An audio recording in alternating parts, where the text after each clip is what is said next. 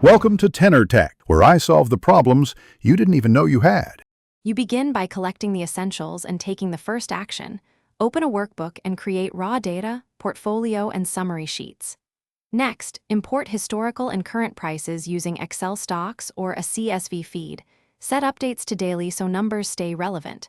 Then on portfolio add ticker, shares, buy price, date, currency columns. This lets you compute position size and cost basis. Once done, you'll have structured inputs that make formulas and visual analysis straightforward and repeatable. Now you handle the complex middle work. Build formulas that transform inputs into decision-ready metrics. Calculate cost basis as shares times buy price, then market value as shares times current price to get real-time exposure.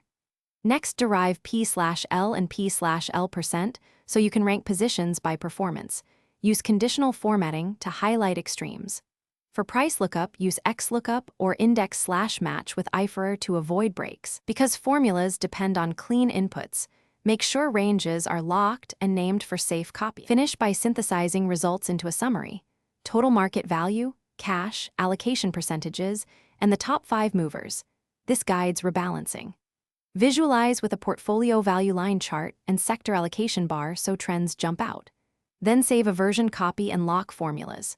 If something breaks, first check for hash and slash from incorrect tickers or stale data connections. Next, verify ranges and watch for circular references. If a lookup fails, correct the ticker and refresh data to restore accurate calculations. Thanks for watching. Subscribe to keep your life in tune.